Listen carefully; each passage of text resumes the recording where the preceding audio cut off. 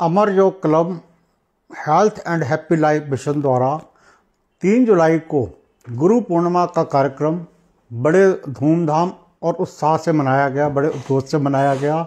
मैं सारे योग साधकों का एक बार आभार व्यक्त करता हूं। उन्होंने मेरा इतना मान सम्मान रिस्पेक्ट करी, कोई माला ले आया, कोई कुछ, उन्होंने मेरा इतना स्वागत किया। एक योग शिक्षक होने के नाते उन्होंने जो स्वागत किया, तो उसके बजाय जो हमारे बाकी लोग हैं उन लोगों को थोड़ा परेशानी सी हुई। तो उन्होंने पीछे तो जो कहा सो कहा, लेकिन मेरे सामने भी कहने लगे कि तुम कब से गुरु बन गए। मैंने कहा भाई मैं गुरु बना नहीं हूँ। सबसे पहली बात तो ध्यान से सुन लीजिए, गुरु मानने का विषय है, बनाने का विषय नहीं है। अगर कोई सोचता है कि गुरु बना लिया, पड़ोसी 1000 रुपये दे के बनाया तो मैं 2000 बना के दे आऊँ, तो यहाँ कोई मैटर चलने वाला नहीं। गुरु मानने का विषय है। जितने योग साधक आते हैं वो मेरे से प्यार करते हैं, मैं भी उनसे प्यार करता हूँ, और वो योग साधक जितने भी हैं वहाँ आते हैं, सब मेरे से स्नेह करते हैं, तो हम भी उनसे करते हैं। गुरु कोई भी हो सकता है। कई बार आजकल आधुनिक टेक्नोलॉजी आ रही है, तो आप जो है हमें भी कोई बात है, कुछ बात पूछनी पड़ती है, तो हमारे लिए तो बच्चे भी गुरु हैं, क्योंकि हम सीख रहे हैं उनसे। और जो आदमी जिससे कुछ सीखता है वो उसका गुरु ही होता है।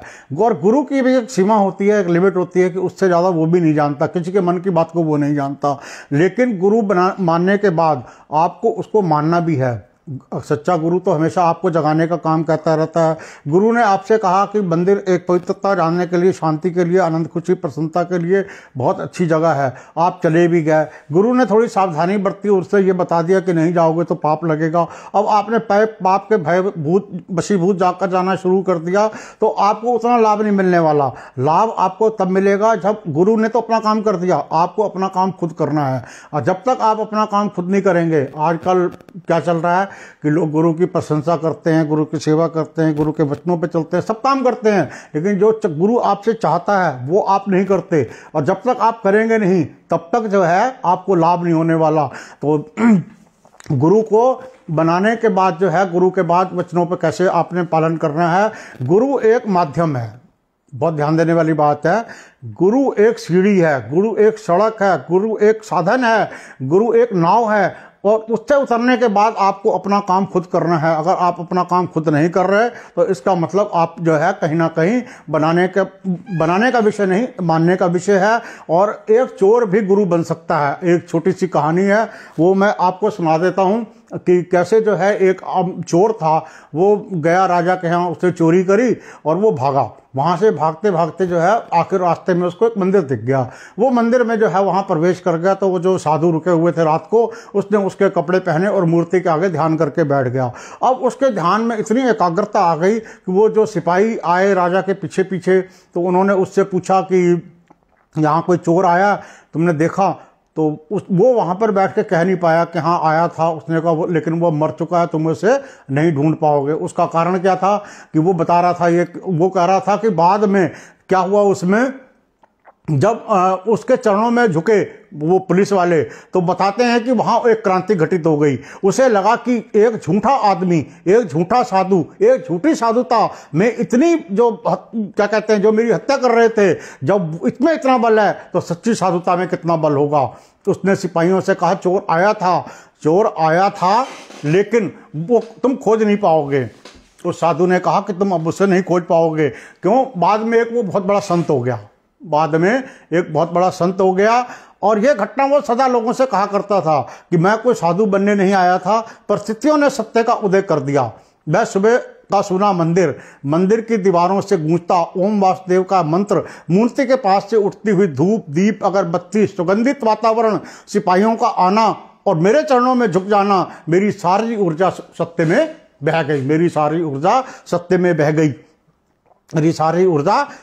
बह गई। एक क्षण को मुझे सत्य का अनुभव हुआ कि साधुता का सुख, साधुता की सुगंध और साधुता का फूल क्या है।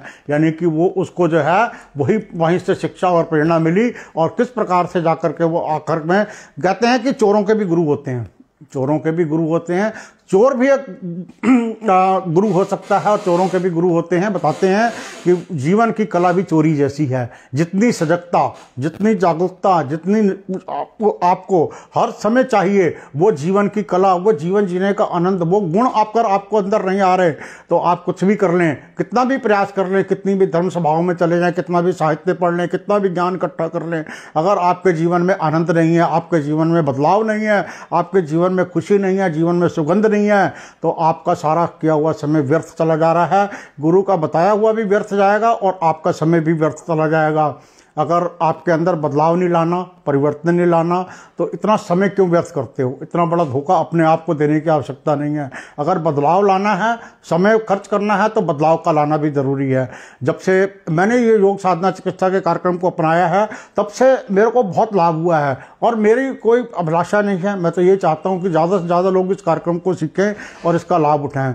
अभी पिछले दिनों जो है उत्तराखंड टीवी के भानुचुक जी मुझे मिले थे, तो वो बोले कि मैंने ही उनसे कहा कि मैंने कहा आप नित्य प्रतिदिन इतनी नकारात्मक खबरें चलाते रहते हैं, तो शहर में कुछ अच्छा हो रहा है उसके बारे में भी वर्णन करिए। तो एक दिन मुझसे बोले कि हाँ जी ठीक है, हम जो है आगे कुछ अच्छा काम करते हैं, कि यानी कि लोगों को जागरूक करने का, पॉजिटिविटी भरने का।